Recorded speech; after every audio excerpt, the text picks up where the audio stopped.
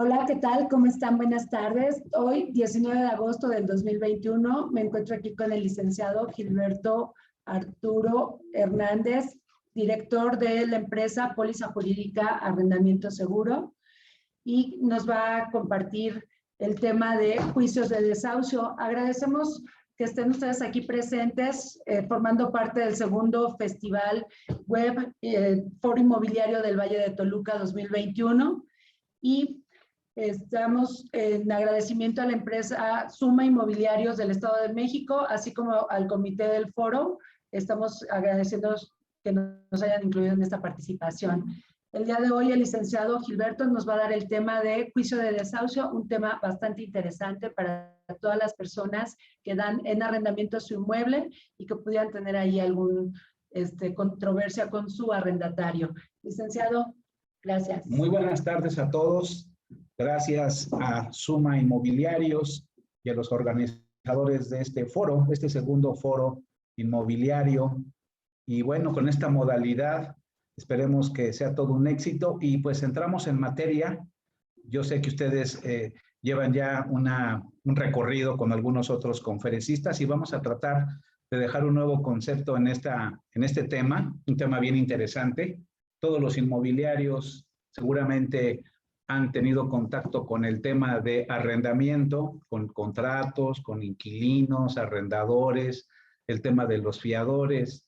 Y seguramente que hablar sobre ese tema puede ser ya redundante. Creo que lo interesante ahora, toda vez que hay dudas sobre el juicio de desahucio, sobre cómo se lleva a cabo un lanzamiento de aquel inquilino moroso, pues la intención del día de hoy es hablar en cuestiones un poquito más técnicas. Intentaré platicárselos de una manera digerible para que ustedes, estando frente a sus clientes arrendadores, frente a esos propietarios que a veces conocen más que el asesor inmobiliario, hay que ser cuidadosos de esa situación, puedan dar al menos una opinión, una asesoría acertada, conociendo más sobre el procedimiento. Miren, lo que ustedes tienen que saber es que todo lo que ustedes manejan en el ámbito inmobiliario, los contratos en los que ustedes trabajan, desde el contrato de prestación de servicios hasta el contrato de arrendamiento, el contrato de compraventa, el tema de hipoteca, las fianzas, todo esto todo está incluido o está regulado por el derecho civil. En el Código Civil es en donde tenemos todo el articulado en relación a todos estos contratos, y además en el Código de Procedimientos Civiles, que es otro librito, es en donde tenemos la manera en donde el abogado litigante, los despachos que se dedican a esta labor, como lo es la empresa a la que nosotros representamos, lleva a cabo entonces esta tarea de remediar esas controversias en el ámbito litigioso, en el ámbito legal, cuando ese arrendatario pues no quiere cumplir con lo que se ha comprometido mediante un contrato de arrendamiento. El cómo ustedes renten los inmuebles, hay diferentes mecanismos. Yo de paso les diría, desde el punto de vista de nuestra firma, lo más adecuado es considerar siempre un fiador, un depósito en garantía, un plazo que esté de acuerdo a lo que señalan los artículos del Código Civil, un contrato que debe de ser firmado por todas las partes en original. Ahí les va el primer tip. No podemos demandar a ningún inquilino moroso si no hay un contrato original. De tal manera que lo que ustedes deben de ser cuidadosos en sus operaciones de arrendamiento es tener el acuse de recibo de arrendador y de arrendatario, inclusive a veces del fiador, de que han ustedes entregado ese contrato en original. Porque luego sucede que los propietarios arrendadores, ¿qué crees? No encuentro mi contrato. Es que el asesor inmobiliario nunca me lo entregó. Cobró su comisión, pero nunca me entregó el contrato. ¿Y qué crees? Si tú eres precavido, eres precavida una vez que has concluido tu labor de la promoción, de la gestoría, la firma del contrato, a lo mejor el inventario, recabar de las partes ese acuse de recibido para que tú no seas el culpable cuando aquel propietario lo extravíe y no tenga cómo defenderse. es algo que ustedes deben entonces conocer. No se puede llevar a cabo un juicio si no tenemos el documento original, el contrato base de la acción en original. Es que tengo una copia que se ve muy bien, ¿qué crees? El juzgado no nos la recibe y entonces no podemos llevar a cabo este juicio, ¿no? Entonces, es algo que ustedes deben de saber. Ya lo mencioné antes, el tema de todo lo que ustedes manejan en relación a los contratos de arrendamiento, los contratos de prestación de servicios son regulados por el Código Civil. Otro tip, tengan en su despacho, aunque ustedes no sean abogados, tengan un Código Civil allí en su oficina, porque de repente es bueno echarse un clavadito a ver todo el articulado que habla sobre arrendamiento.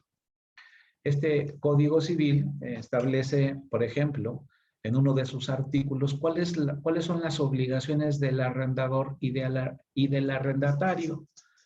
Entonces, es importante que ustedes lo tengan a la mano para que ustedes puedan fundamentar este hecho, ¿no? De que los arrendadores tienen obligaciones que están establecidas en el Código Civil y también los arrendatarios tienen un artículo que les señala cuáles son sus obligaciones. Independientemente de todo el articulado que establece temas relacionados al monto de la renta, a las vigencias, a los plazos forzosos, a las obligaciones de entregar el inmueble en buen estado. Además de todos esos artículos, insisto, hay uno que específicamente habla de las obligaciones del arrendador y del arrendatario, mismas que habitualmente pretendemos establecer en el articulado, en las cláusulas del contrato de arrendamiento.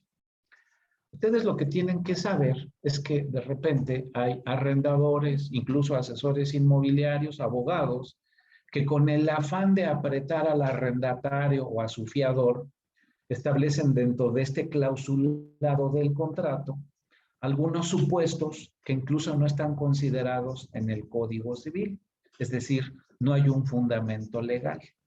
Y eso es lo que hace que un contrato sea debatible, que un contrato se convierta en controversia, porque una vez que un arrendatario se le exige algo que no está en la ley, pues se le hace fácil pensar en que puede recibir una demanda y que esa controversia la van a tener que resolver en el juzgado con lo que el juez civil, por supuesto, decida. ¿Alguna pregunta? Sí, claro, licenciado. Quería preguntarte, ¿con este juicio de desahucio podemos recuperar de manera pronta el inmueble? Sí, es parte de lo que vamos a tocar ahora. Qué bueno que lo preguntas porque fíjense que la mayor parte de las personas piensan que el juicio de desahucio es solo, vaya, que solo hay una manera de demandar al inquilino. Y ciertamente hay una figura que se llama desahucio. Hay también un juicio en el Estado de México que se llama juicio de desahucio. Sin embargo, en el Estado de México particularmente, y curiosamente para quienes no lo sepan, así como en el Estado de México hay varias maneras de demandar, es decir, varios juicios con los que se puede presionar a un arrendatario, no es así en Ciudad de México y en muchos otros estados. Ustedes deben de saber que cada estado tiene su propio código civil y aunque se parecen entre ellos, no necesariamente son iguales. Sobre todo el Código de Procedimientos Civiles. Este Código de Procedimientos Civiles es el que nos señala cómo es que vamos a llevar a cabo la demanda. Procedimiento igual a demanda. De tal manera que ustedes lo que tienen que saber, y para eso me voy a apoyar en una pequeña laminilla que ahora les voy a presentar, lo que ustedes tienen que saber es que no necesariamente todos los juicios son de igual manera o tienen las mismas, no todos los juicios tienen el mismo objetivo. En el Estado de México tenemos el caso de que hay 3 tipos de procedimientos, 3 tipos de demandas con las cuales podemos presionar a nuestros arrendatarios. El primer juicio es el juicio de rescisión. juicio de rescisión de contrato. Seguramente que ustedes han visto en sus contratos de arrendamiento alguna cláusula que dice, será motivo de rescisión el que no pague la renta a tiempo, el que ocupe el inmueble para algo distinto, el que deba más de X cantidad de rentas. En fin, son muchas las situaciones por las cuales un arrendatario puede incumplir y por lo cual se le puede demandar. Entonces, tenemos varios escenarios de incumplimiento. Y precisamente en el Estado de México, nuestros legisladores, pues pensaron que a lo mejor no necesariamente tenían que llevar un juicio de rescisión o un juicio de terminación, que eso es la segunda, ese es el otro, ¿no? El otro juicio. Juicio de rescisión, el otro es el juicio de terminación, y tenemos un tercer juicio que se llama juicio especial de desahucio. Este juicio especial de desahucio se denomina así porque es un juicio, digamos que muy ágil, muy rápido, es especial, ciertamente, y su diferencia con el juicio de rescisión y con el juicio de terminación son los pasos que cualquier abogado frente al juzgado va a tener que llevar a cabo. Claro. Licenciado, permítame preguntarte, ¿qué sería rápido en tiempos? ¿Hay una manera de estimar tiempos? O sea, un ejemplo, si tú me quedas desahucio rápido, son meses, desahucio, juicio de rescisión, meses, aquí de acuerdo al proceso. Es una buena pregunta, pero antes de contestarte en función de tiempos, me gustaría explicarles a todos los que están aquí participando en este segundo foro inmobiliario, que cada uno de estos procedimientos, vamos a llamarle este tipo de demandas, tiene un fin. Es decir, dependiendo del escenario que tenemos enfrente, pudiéramos optar por el primero, que es la rescisión, pudiéramos optar por el de terminación, que es el segundo, o pudiéramos inclusive pensar en el juicio especial de desahucio. ¿De qué va a depender que nos vayamos por cualquiera de estos caminos? ¿Cómo elegir cuál es el adecuado? Dependiendo del escenario que tengamos enfrente. Ahí les va.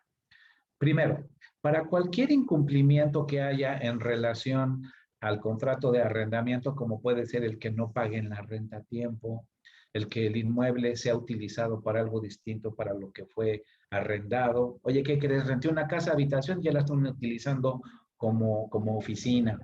O un local comercial que lo están ocupando como vivienda, cosa que no se ve, pero puede darse.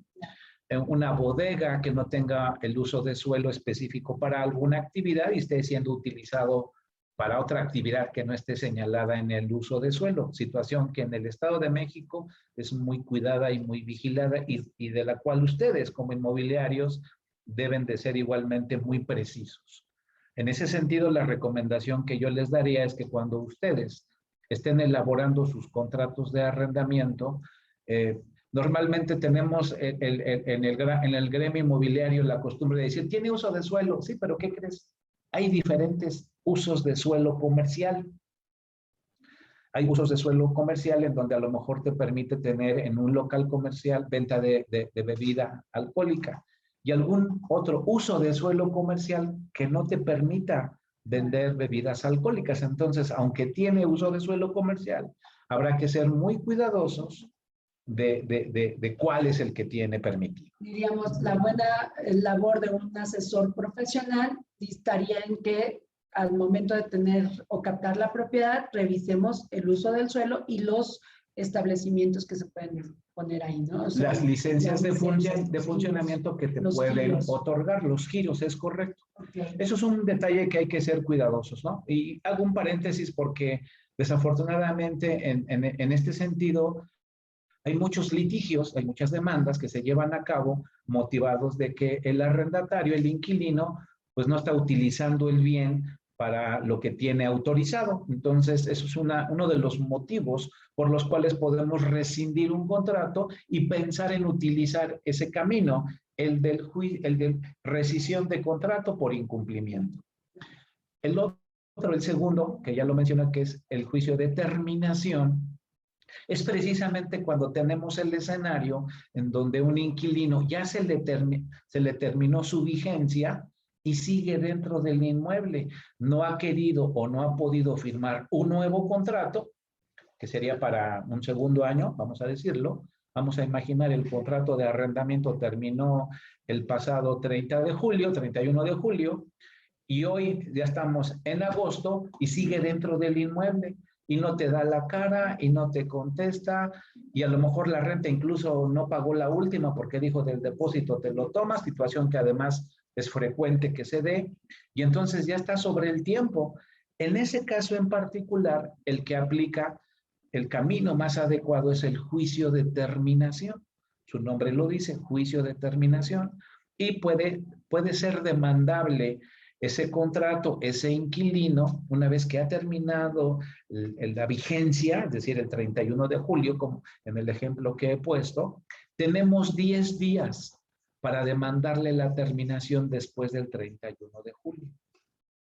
Si no demandamos en esos 10 días, el contrato se ha renovado, por llamarlo de alguna manera, para que lo entienda nuestro público, se ha renovado de manera automática. Lo que ha sucedido con ese contrato es que se da la tácita reconducción, que es una particularidad que tienen los contratos de arrendamiento.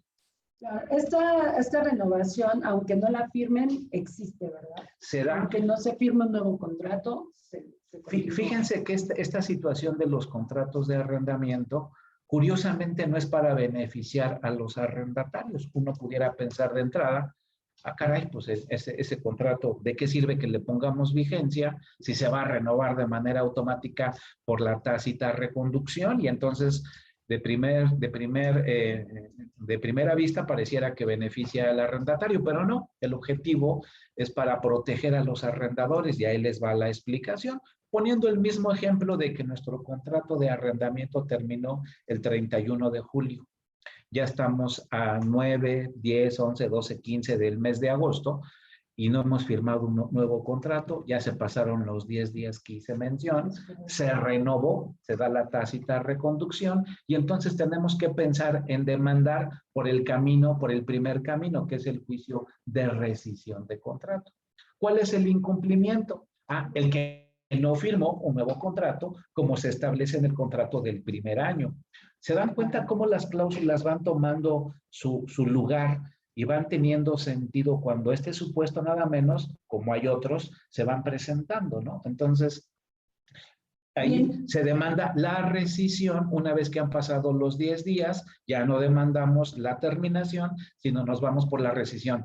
Pero decía yo que beneficia al arrendador porque imagínense ustedes que ya estamos en el mes de septiembre, octubre y no se ha podido firmar un nuevo contrato. Si el primer contrato, el que venció el 31 de julio, quedara sin efecto, se extinguiera, se terminara, ¿en calidad de qué queda ese personaje dentro del inmueble? Sigue siendo arrendatario y el arrendador sigue siendo arrendador, sigue teniendo el beneficio, aunque no haya contrato firmado, de cobrar la renta. Y el arrendatario, pues si sigue ahí dentro y si paga la renta y el arrendador no hace nada, pues se pueden seguir. Eso es algo que es la particularidad de los contratos de arrendamiento. Y hay una recomendación, un tercer tip para nuestros colegas inmobiliarios, es que estén muy atentos a las terminaciones de los contratos de sus clientes. A veces pensamos que rentamos un inmueble en su gestión de estar promoviendo, de estar cobrando comisión por la renta de un inmueble. Ya logramos rentarlo, ya logramos firmar el contrato de renta y va y vámonos. Y se nos olvida ese cliente. ¿Y qué creen? Ese cliente es un cliente potencial. Es un cliente potencial porque a lo mejor al cabo de un año, de 2 o de 3, decide vender y tú estás al pendiente de ese cliente, seguramente que te va a tomar en cuenta para la labor de venta. O si de repente el inquilino decide desocupar y tú estás al pendiente, ¿a quién crees que va a recurrir para volverlo a rentar, no? Es algo que se nos olvida y habrá que estar muy al pendiente de estar cuidando también a nuestros clientes en estos vencimientos. Claro, la labor de un asesor profesional es darle continuidad a todos los clientes, tanto de renta como de venta, pero aquí tenemos, en el arrendamiento hay dos clientes, el que ingresó como inquilino y el que es el propietario como arrendador. cuando bien comentas, ¿no? Si se va a renovar, pues ahí seguimos figurando nosotros. Hay quienes, inmobiliarias que trabajan una comisión al 50% por la renovación, porque a la vez actualizan información. Y hay otra vez, si el arrendatario se retira del inmueble, es muy probable que se tenga que ubicar en otra propiedad, a donde también lo pueden colocar, y el arrendador vuelve a poner en disposición su propiedad de renta. Así es, es muy correcto. Es la parte que de repente, insisto, se nos olvida. Y yo que tengo ya algunos años en el gremio inmobiliario, les puedo decir que los corredores, los asesores profesionales que conozco que les va bien, es porque no ven tanto esta parte que hemos ahora comentado, sino piensan que, y su lema es, yo quiero hacer clientes de por vida.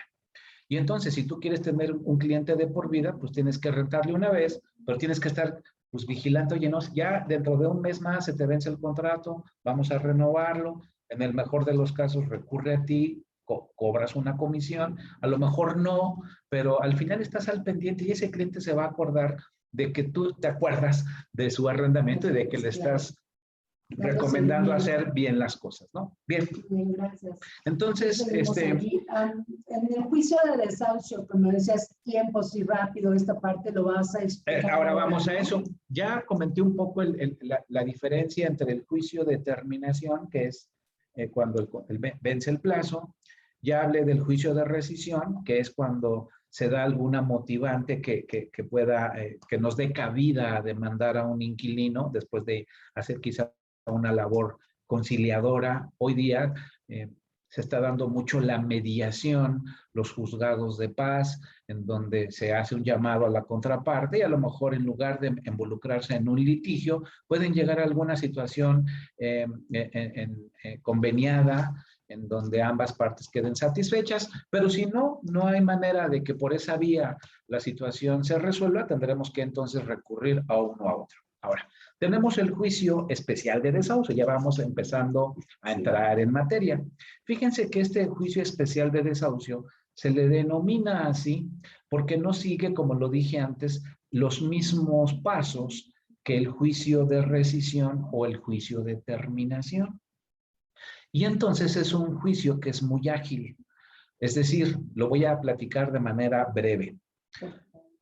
Imaginemos que tenemos a un arrendatario que cumple con esta condición. Hay una sola condición que un inquilino incumplido debemos de tener para poder demandarle el juicio especial de desahucio, y es el hecho de que deba más de 2 meses de renta. Cuando dices más de 2 meses de renta, ¿se entendería que sean 3? ¿O puede ser que si el día de pago era el día 1 del mes, ya se juntaron 2 meses y podemos iniciar posterior a eso? Muy buena pregunta, porque eso genera, y por eso más de 2 meses de renta. Miren, esto depende mucho del criterio del juez que nos reciba la demanda. Vamos a poner esto. Ustedes tienen que el día de pago de cada mes de renta son los días primeros. Puede ser cualquier día, por supuesto, pero en este ejemplo, los días, el día 1. El día 1 de junio no pagó la renta al inquilino. Para el día 1 de julio ya se le venció todo un mes, 30 días. Tiene esta renta vencida del 1 de junio, transcurrieron 30 días. Para el día 2 de julio tiene 2 fechas de vencimiento. Tiene 2 rentas vencidas. Hay algunos jueces que dicen no, tienen que ser 60 días. Entonces tendríamos que esperar al 1 de agosto para que entonces, a criterio de algunos jueces, tuviéramos 2 meses vencidos, es decir, 60 días. Hay algunos otros que dicen, no, mientras tenga 2 fechas de vencimiento, que es diferente a 60 días, podemos iniciar la demanda. Es por eso que muchas veces presentamos demandas de juicio de desahucio en el día 15 de julio, es decir, cuando hay 2 fechas de pago vencidas, no necesariamente 2 meses, ¿no? Y a veces no la aceptan. Y hay otras ocasiones en donde nos dice el juez, no, tienen que ser 2 meses, es decir, 60 días. Entonces, hago precisión de esto porque pues, para los arrendadores a quienes les deben rentas, pues es muy importante 15, 20 días, ¿no? Pero bueno, El asunto es que es una condición para que el juez no reciba esta demanda, el juicio especial de desahucio. Ahora, hay algo que hay que entender. Este juicio especial de desahucio está precisamente hecho para que el inquilino pague las rentas. Es decir, lo que se le demanda en ese tipo de documento al inquilino es que pague las rentas. Oye, es que quiero que en la demanda de desahucio, además de que le cobres la renta, quiero que les cobres los servicios que debe. Tiene adeudo de agua y no ha pagado la cuota de mantenimiento y además quiero que le cobres las penalidades. ¿Qué crees? La mayor parte de los juzgados no nos aceptan presentar el juicio especial de desahucio si no es exclusivamente para cobrar la renta. ¿Por qué? Porque este juicio especial de desahucio tiene como finalidad el cobrar las rentas. De tal manera que si el inquilino, en el momento que le estamos notificando que se le está o que ya se le ha demandado por este juicio especial de desahucio, el personal del juzgado lo que va a hacer es decirle, puede comprobarme que ya pagó las 2 rentas que su arrendador dice que debe. No, no tengo para demostrar que ya las pagué. ¿Tiene para pagarlas en este momento? No, no tengo para pagarlas. Ok, en ese preciso momento le da 30 días para desocupar la vivienda. En el caso de inmuebles habitacionales. Para el caso de inmuebles comerciales, industriales, les dan más plazo, les dan 60 días. Pero ¿se dan cuenta qué rápido es este juicio? Es decir, ya me debes 2 meses de renta, te demando, te voy y te cobro. No me pagas, te doy 30 días para que te vayas o 60 días en inmuebles comerciales o industriales. Como pueden darse cuenta, es muy rápido. La condición, insisto, es que haya de entrada 2 meses de adeudo. Ahora, ¿qué pasa si el inquilino en ese momento dice, sí, aquí tengo para pagar? Y saca los 2 meses de renta y paga en ese instante. ¿Qué creen que sucede con este juicio especial de desahucio? Ya no puede operar porque se logró su función o su objetivo que era cobrar. Entonces, ese juicio, pum, va para atrás. Ya no continúa porque se logró el cobro. Es por eso que en este juicio no podemos solicitar algo adicional como el cobro de penalidades o alguna situación así, porque el objetivo es cobrar las rentas, ¿no? Entonces, ahora, algo bien importante que ustedes deben de saber. Este juicio, como ya lo mencioné al inicio de la plática, el de rescisión, terminación y juicio especial de desahucio, son 3 figuras que en el Estado de México podemos utilizar, no así en Ciudad de México. En Ciudad de México solo hay una manera de demandar. Su Código de Procedimientos Civiles solamente nos dice que hay un camino, que es el juicio de controversia de arrendamiento. Es por eso que de repente nosotros en póliza jurídica, de repente utilizamos, ahí voy a contestar otra pregunta que es frecuente que nos hagan, y es la siguiente. ¿Podemos demandar un inmueble que está ubicado en Ciudad de México y que el contrato está sometido al Estado de México en el Estado de México? Sí, sí se puede hacer. O viceversa. Demandar un inmueble que está en el Estado de México, en Ciudad de México, siempre y cuando el contrato se haya sometido a la jurisdicción que pretendemos. ¿Y esa jurisdicción pudo haber sido un error a la hora de redactar el contrato? Pudo haber sido un error y es de repente, debo decirles que yo me he topado con algunos abogados que desconocen el manejo y entonces pretenden demandar el juicio de controversia de arrendamiento en Ciudad de México de un inmueble que está en el Estado de México y se meten en un berenjenal porque pues finalmente tendrán que seguir solo un camino. Ahora, cuando hablamos del juicio de controversia de arrendamiento en Ciudad de México o cuando hablamos del juicio de rescisión o de terminación en el Estado de México, vamos a seguir un mismo camino, que es el que ahora voy a explicarles. Porque muchas veces de esto depende el que nos tardemos como abogados litigantes más o menos tiempo. Aquí algo que les puedo decir para determinar cuánto tiempo se puede comprometerse un abogado en desalojar, en demandar y tener una sentencia de un inquilino, es difícil hoy día señalar. ¿Por qué? Porque va a depender de muchos factores que no están en la mano del abogado litigante. Sí hay un promedio, pero finalmente eso puede moverse. Aquí, otro tip, si de repente algún abogado litigante, algún despacho, yo te garantizo que te lo saco en 3 meses, en un mes, te está mintiendo. Sobre todo ahora en épocas de contingencia, en donde los juzgados han estado cerrados, en donde probablemente los vuelvan a cerrar y en donde estén trabajando, pues no de la mejor manera, no por culpa de ellos, sino por culpa de la contingencia. Entonces es difícil establecer los tiempos de manera precisa. Es difícil dar una temporalidad por todo lo que estoy mencionando. Sin embargo, no estamos limitados así a tomar esas acciones e iniciarlas, ¿es correcto? Aquí quiero entender, mientras más pronto se tome la decisión de iniciar un proceso de desahucio, de rescisión o determinación, viendo el mal comportamiento de un arrendatario, más pronto vamos a tener una respuesta a favor. ¿Es correcto? Fíjense que no les suceda, colegas inmobiliarios, que dejen pasar mucho tiempo. Hay de repente arrendatarios muy hábiles que, como dirían, doran la píldora a nuestros arrendadores. Y también tenemos otra situación de arrendadores que, con tal de no llegar al enfrentamiento con el inquilino, pues esperan y aguardan y dan concesión y esperan, y de repente la espera se lleva 2, 3, 4 meses. Es muy común encontrarnos con esa situación y es peligroso, porque ahí les va otro tip. En Ciudad de México, si nosotros demandamos a un arrendatario que debe rentas en Ciudad de México y le hemos demandado por ahí del 4.º mes, 5.º mes, ¿qué creen que dice el Código Civil de Ciudad de México?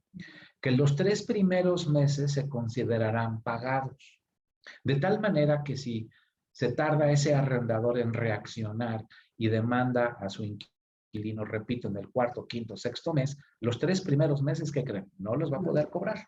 Entonces, lo que nos indica que deberemos de, al menos en Ciudad de México, iniciar el procedimiento de controversia de arrendamiento, pues antes de que se venza el 3.er mes de renta, para que entonces el juez nos valide y nos favorezca con el cobro de esos meses. Tú tienes un comentario siempre constante, ¿no? Que el arrendador tiene su tarea de arrendador. Así como el asesor hizo su tarea de promover el inmueble, captarlo y colocar a un arrendatario, el arrendador tiene su tarea, y su tarea sería esta, ¿no?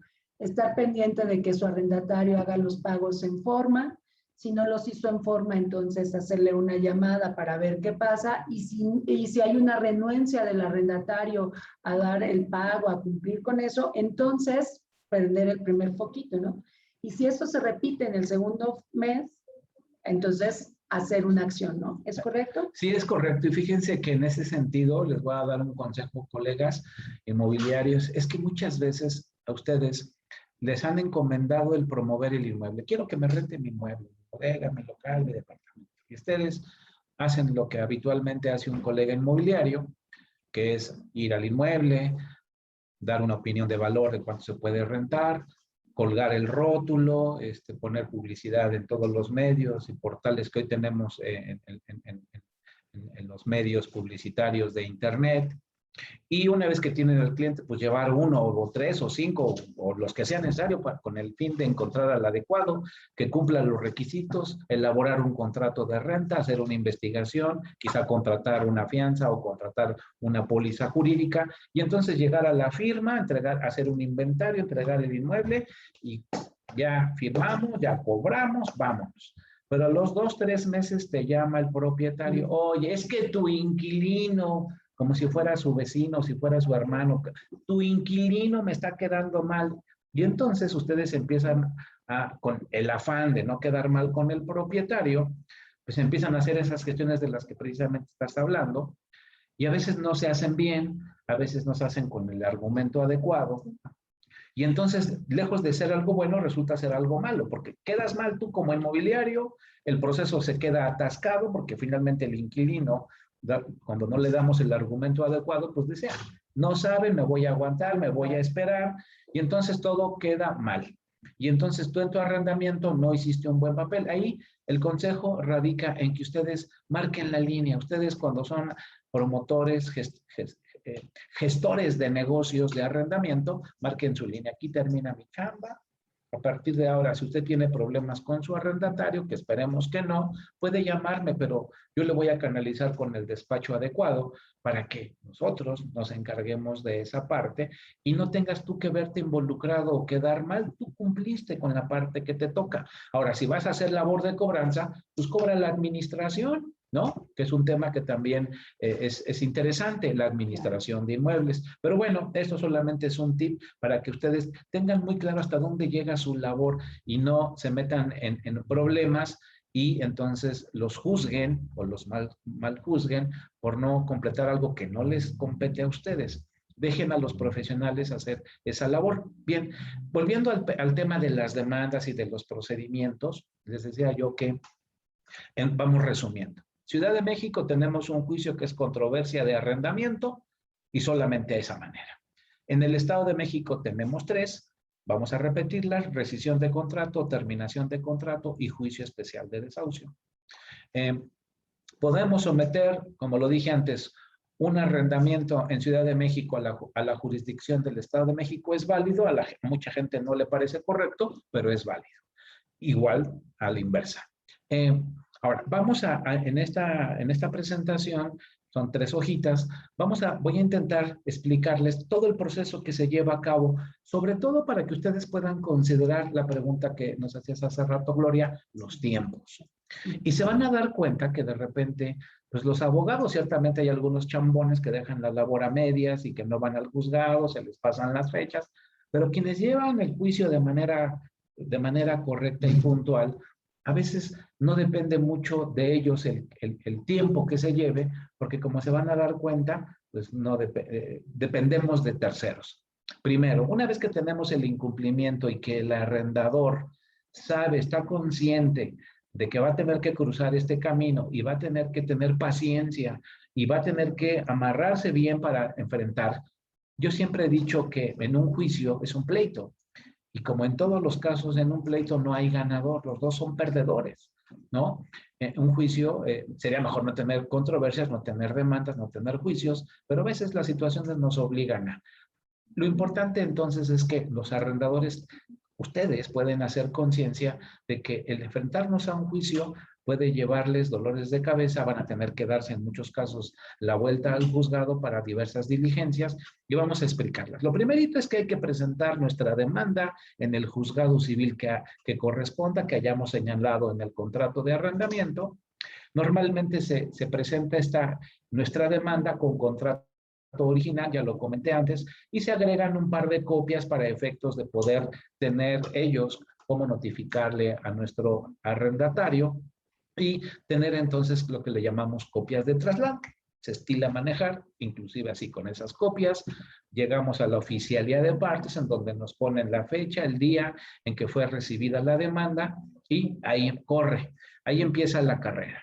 Después de eso tenemos que esperar aproximadamente 3 días para que el juzgado nos dé la razón de haber aceptado la demanda, lo que se le llama autoadmisorio. Es un documento en donde el juez te dice que efectivamente tu demanda está bien elaborada y que procede, que tu demanda está dentro del marco legal y que cumple con los requisitos y que entonces no tienes problema.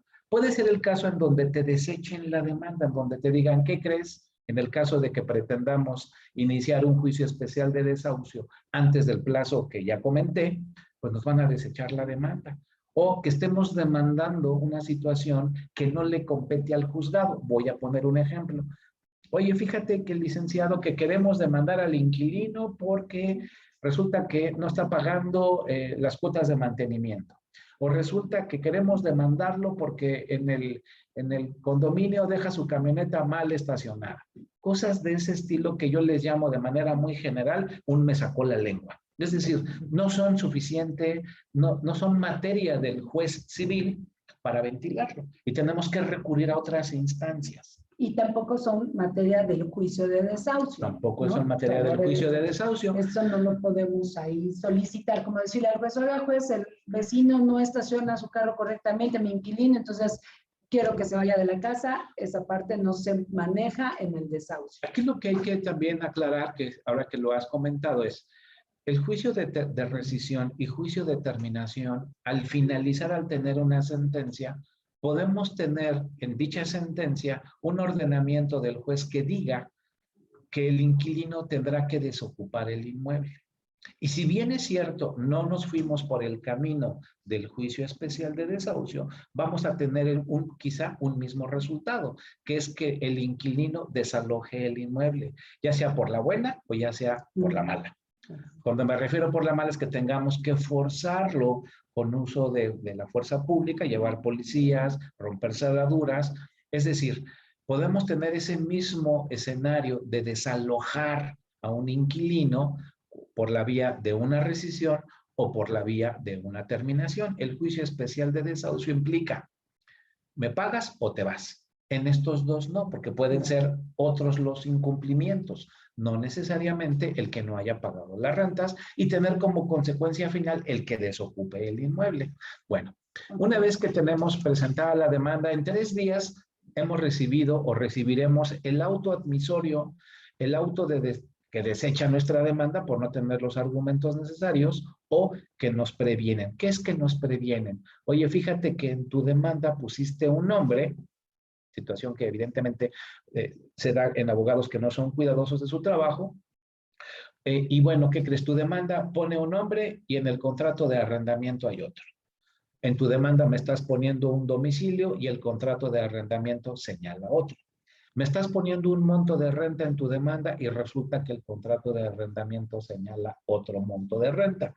Situaciones como esas que son errores en la demanda, en el documento que se está solicitando al juez, son lo que nos hacen que entonces el juzgado nos diga, ten cuidado, te prevengo, corrígelo y entonces vuelves a meter la demanda. Es un auto de prevención, podemos tener cualquiera de estas 3 respuestas, vamos a decirlo así, ¿no?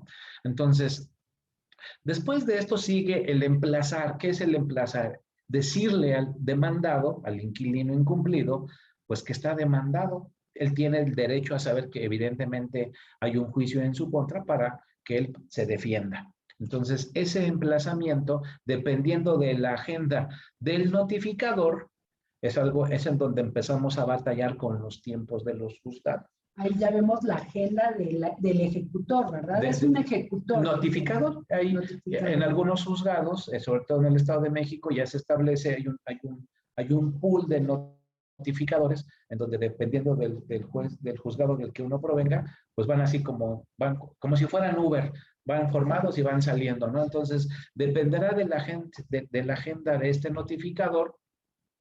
Y muchas veces pues nos dicen, licenciado, pues lo espero, nos dan fecha, lo espero en 20 días, vamos a hacer la notificación y vamos a hacerla de acuerdo a mi agenda a la 1 de la tarde. Oiga, pero ¿qué cree? Que a la 1 no hay nadie en la casa. Pues no tengo ese horario, si quiere a las 7 de la mañana la hacemos en 25 días. Entonces de repente tenemos que batallar con estas situaciones que es el pan nuestro de cada día de los abogados litigantes y es algo que ustedes como asesores inmobiliarios deben de estar sensibilizados, ¿no? Porque me he encontrado con algunos colegas, dile al abogado que mañana, no se va a poder. Aunque queramos, no podemos porque los tiempos no nos dan, no solo los nuestros, los de los juzgados, ¿no?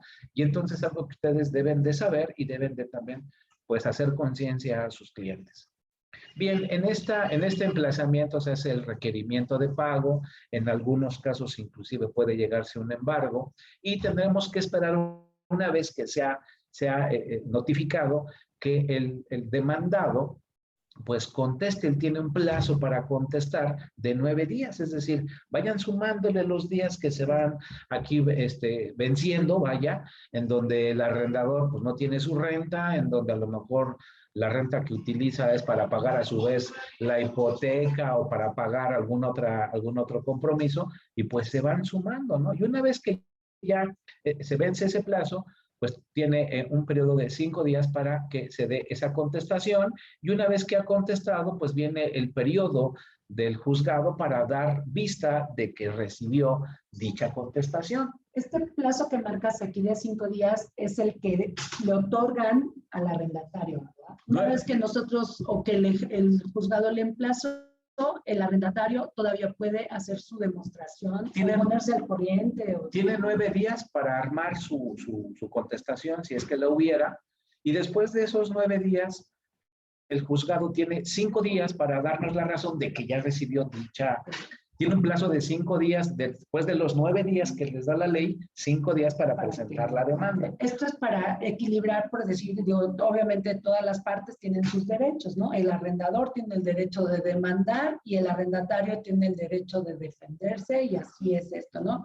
Y los abogados del arrendador pues van a ir atendiendo todos estos pasos para llegar o motivar o continuar a que lleguemos al desahucio, ¿es correcto? Es correcto, que lleguemos a una sentencia, diría yo, a una sentencia en donde pueden darnos, dependiendo de lo que estemos solicitando o demandando. A lo mejor en esta demanda estamos requiriendo nada más que se desocupe, no que pague rentas. A lo mejor no debe rentas, si lo único que queremos es que desocupe, como en el... Oye, licenciado, es el caso de la terminación. ¿Te ha sucedido que en el emplazamiento el arrendatario pague en el momento todo? Sí, ¿Te ha sucedido? Es común, incluso debo decirles que en el Estado de México es común encontrarnos con aquellos inquilinos que ya saben acerca del juicio de desahucio y entonces no dan oportunidad a que se den los famosos más de 2 meses de renta. Entonces, se les va a juntar el segundo mes y pagan uno. Ya viene el vencimiento y corren y te abonan, o te pagan los 2 o te pagan uno. Pero al final del día, ellos saben que si deben 1 mes de renta, no podemos demandarles el juicio especial de desahucio.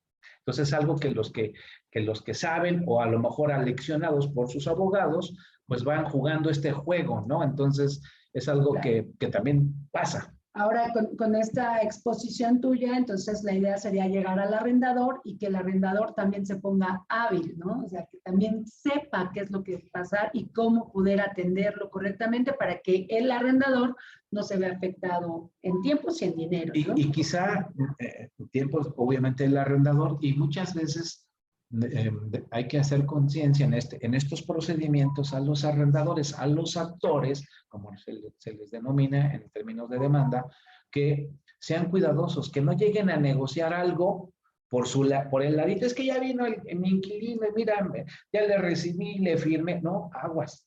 Ahí es en donde los abogados deben de estar muy cuidadosos de mantener a su cliente, pues ahora sí que amarradito, para que no vaya a regarla y para que no vaya entonces a comprometerse y estropear lo que se hubiera hecho en un juicio. Ok, ¿no? ¿Qué sigue? ¿Qué sigue? Bueno, miren, vamos aquí en el punto 4, en donde ya se ha contestado la demanda, en donde la contraparte, es decir, el arrendatario, pues ha presentado todo lo que él considera elementos de defensa, y hay un momento en todo juicio en donde el juez va a solicitarnos una fecha de audiencia conciliatoria.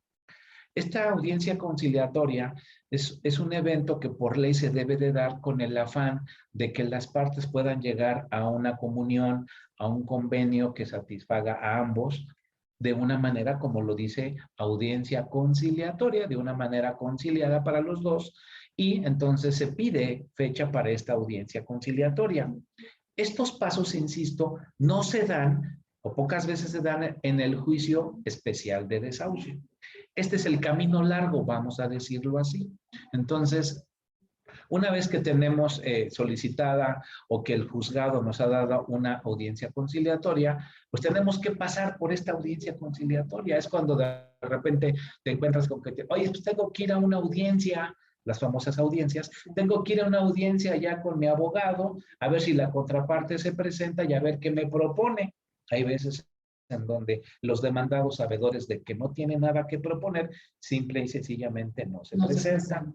Pero también hay algo bien importante: si tú eres arrendador, tú como abogado estás buscando darle rapidez a este trámite y no te presentas al juzgado, también es peligroso.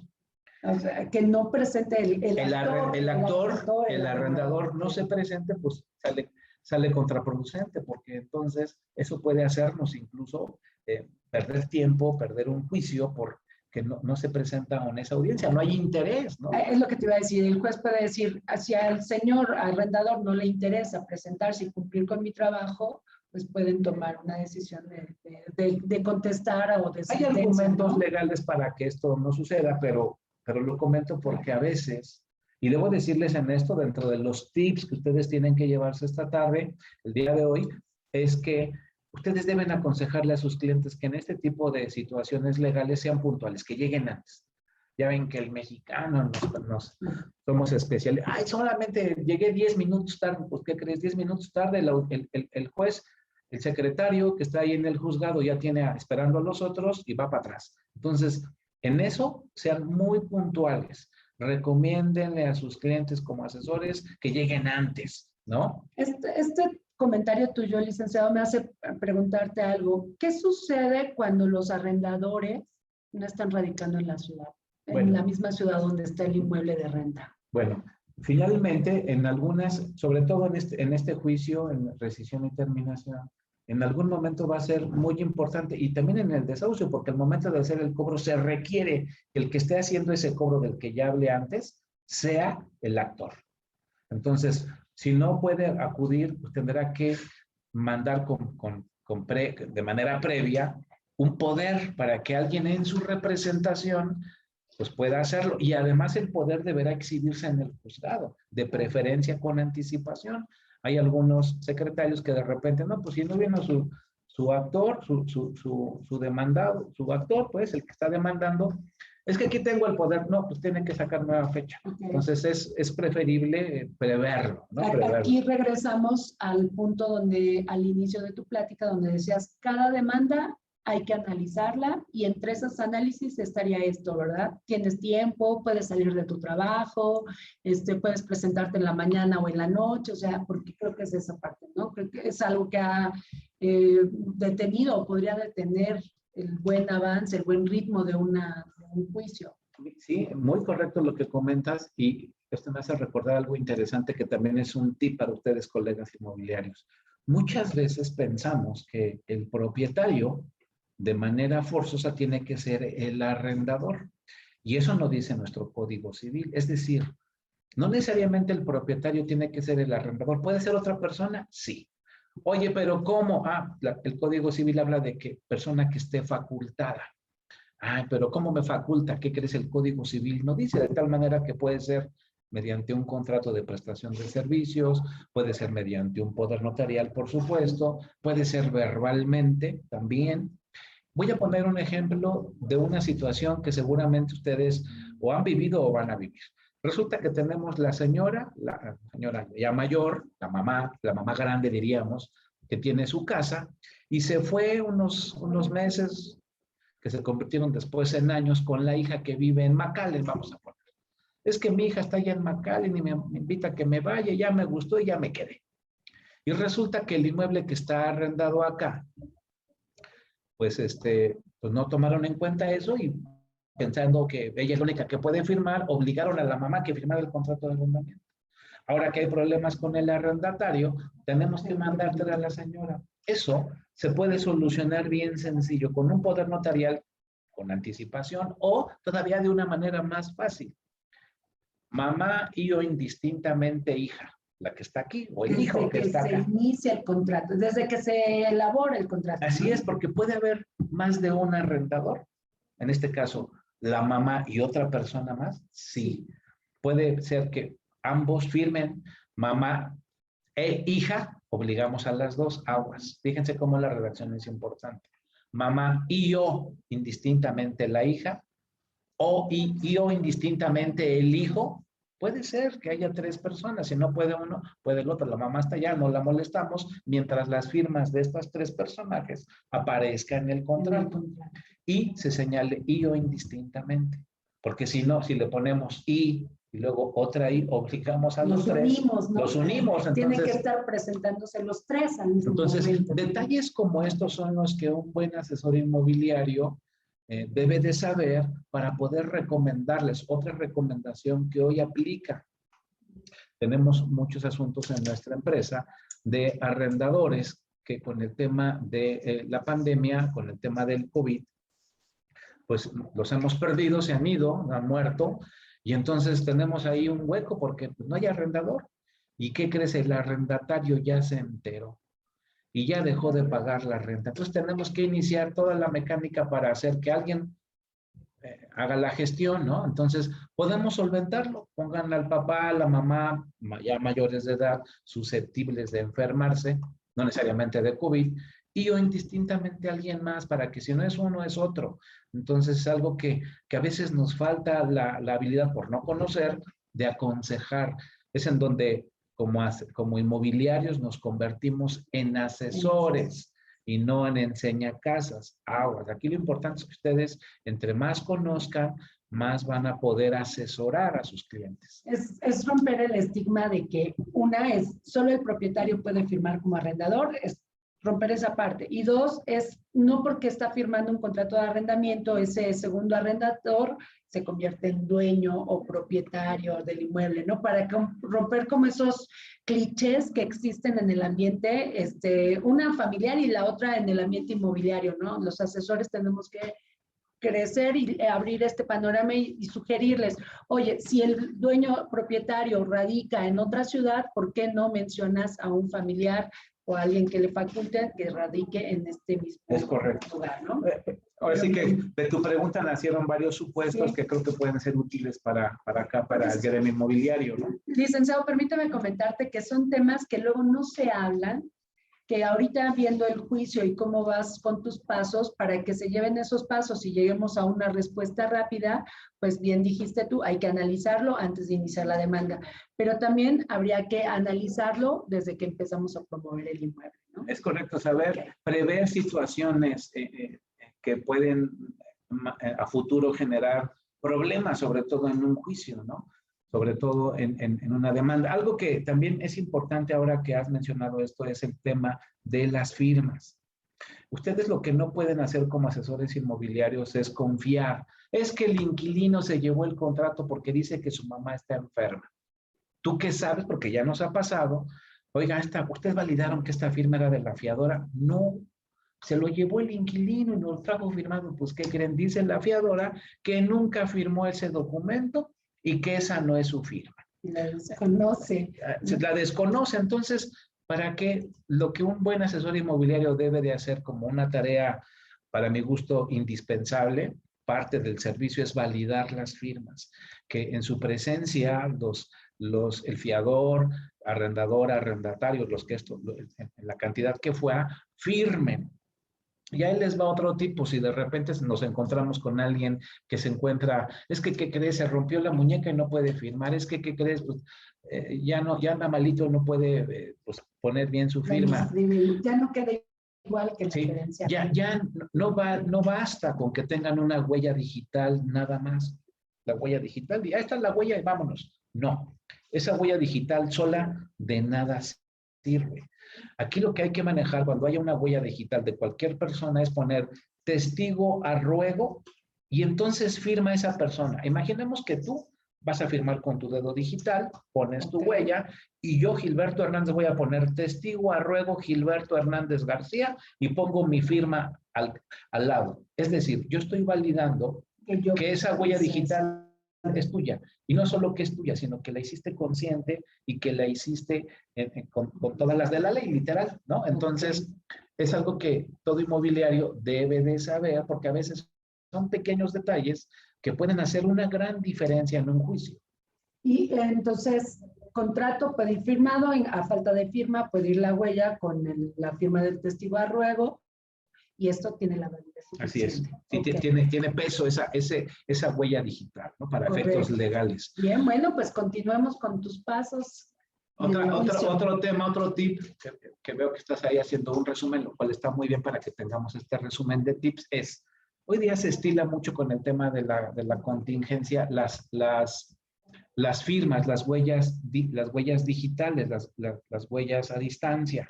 Lo que les puedo decir en ese sentido es que las firmas digitales validadas son las que tienen peso. Si ya se está trabajando para que aquellas huellas o aquellos contratos en donde hay firma, en donde firmas en un tablero, en una tablet y demás, de banco, ¿no?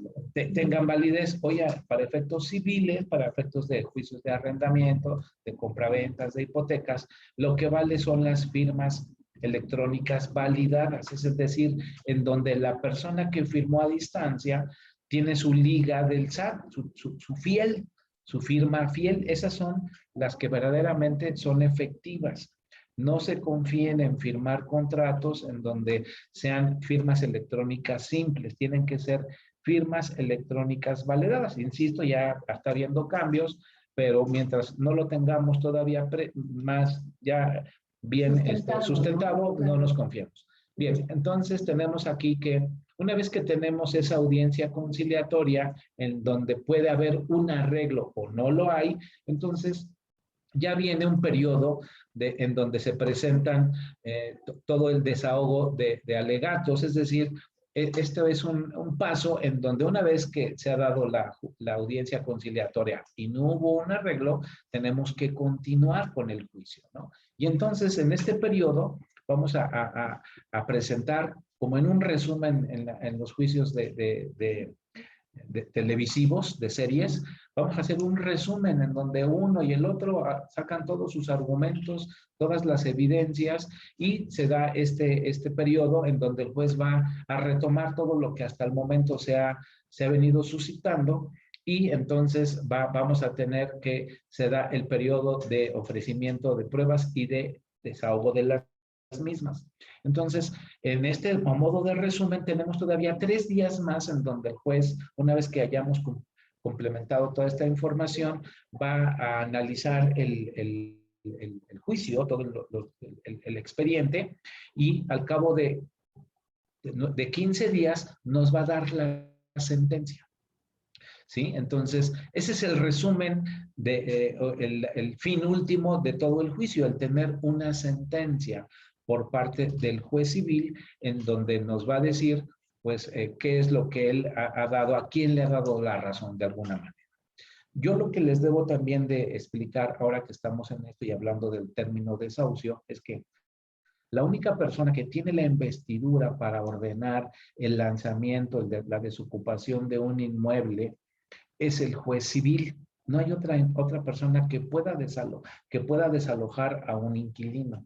Puede haber otros juicios, como el juicio de garantía hipotecaria, ¿no? En donde también pueden desalojar a alguien que no pagó su hipoteca y van a llegar a un momento en donde lo desalojan, pero será por otro tipo de juicio en donde evidentemente habrá otros elementos que jueguen, pero para el caso del arrendamiento, esta sentencia, una vez que ya se emite, pues se tienen 10 días para presentar la famosa apelación. ¿Qué crees? Pues ya salió la sentencia y todavía quiere el inquilino alargar un poco más y va a pedir una apelación.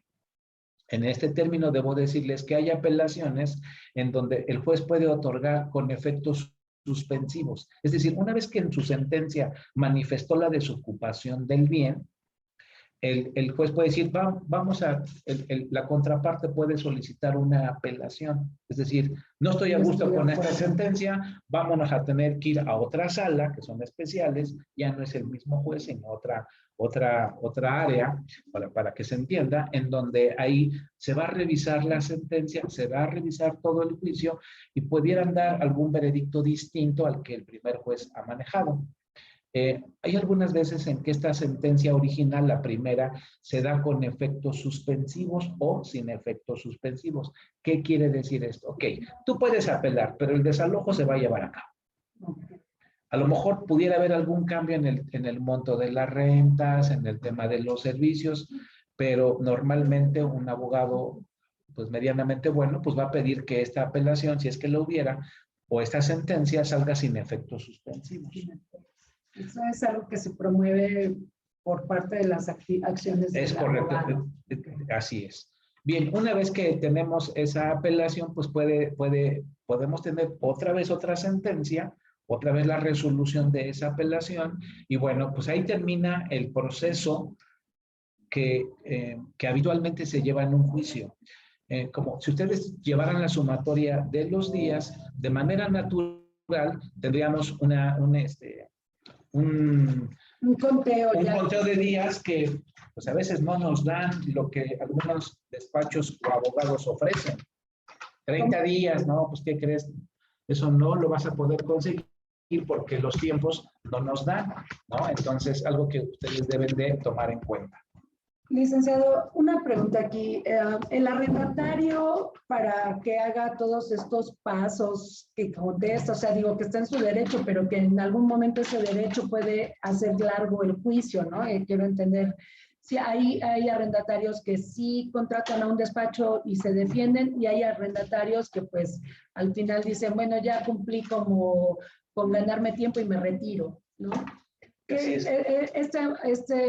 Haría un gasto, ¿verdad? O sea, él tendría que, para defenderse a todos esos, tendría que contratar a otro despacho, a un despacho para defenderse. Sí, tendría que tener el conocimiento suficiente para él defenderse o contratar a un abogado para que le haga ganar tiempo. Algo que vale la pena señalar dentro de los últimos tips y dentro de los últimos consejos, ya que el tiempo nos agobia, es el hecho de que en un juicio de arrendamiento, mientras haya el incumplimiento de un inquilino, va a ser muy difícil que ese inquilino gane una demanda, a menos de que el abogado no haya llevado el juicio bien encaminado, que no haya atendido los tiempos que ya hemos visto, y entonces puede ser que ese inquilino lo único que gane sea tiempo.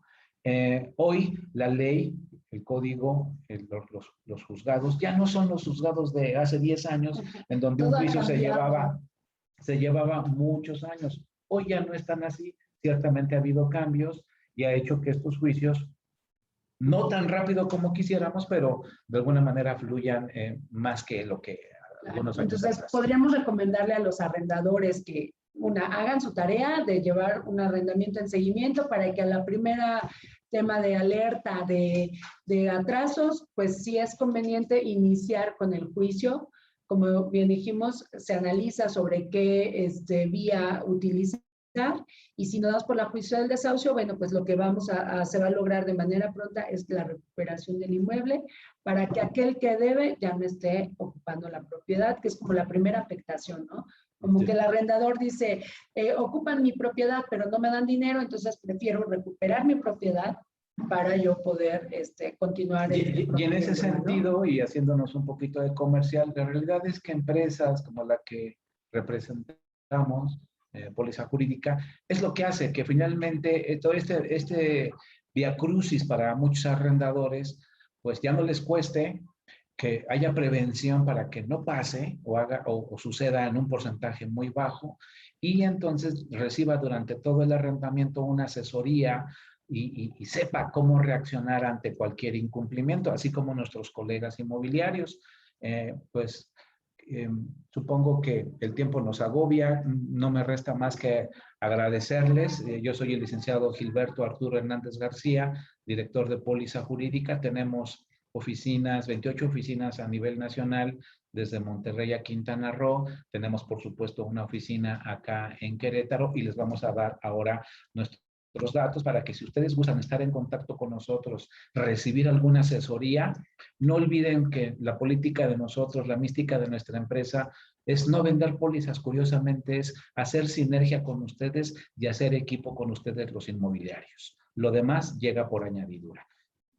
Pues muchas gracias, licenciado. Quiero yo resumir que bien nos decías, en las 3 vías que hay en el Estado de México, el desahucio es una gran ventaja.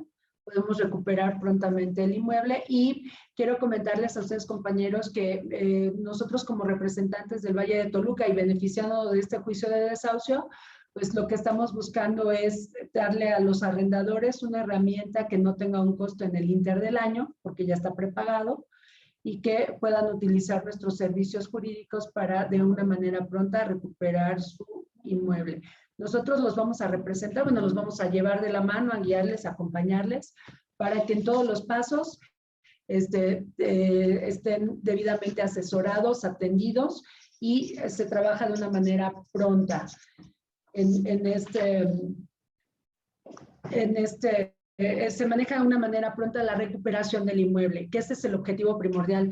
Nosotros dentro de la empresa tenemos dos servicios, uno se llama póliza tradicional, que es el compromiso firmado, es la recuperación del inmueble, y otro que se llama póliza plus, que es la recuperación del inmueble junto con la recuperación de pesos. Los invitamos a que visiten nuestras páginas, la página de la empresa que es www.polizajuridica.com.mx, y que hagan contacto en la representación del Valle de Toluca a través del correo lorena.m@polizajuridica.com. También estamos vía teléfono y WhatsApp al 729-102-3889. Yo nada más agregar algo importante, es que nuestros servicios no generan, cuando es necesario por parte de los arrendadores, cuando requieren nuestra intervención, no hay ningún cobro de deducibles ni de cuotas adicionales, todo está incluido en el costo inicial de la póliza, que es por periodos de 1 año, y que además esta cobertura incluye la atención y el servicio, la protección para el caso de extinción de dominio, que es algo que a veces muchas empresas venden adicional. Hay que ser cuidadosos de a qué empresa se recurre, y que ustedes hagan un análisis de las ventajas que ofrecen unos y otros. Sería una última recomendación. Y bueno, pues no me resta más que agradecerles el tiempo que han estado con nosotros, agradecerle a Suma Inmobiliarios y al comité del foro, del segundo web, Foro Inmobiliario de Valle de Toluca 2021. Que tengan muy buen día. Gracias, los invitamos a visitar el stand digital. Bye, gracias.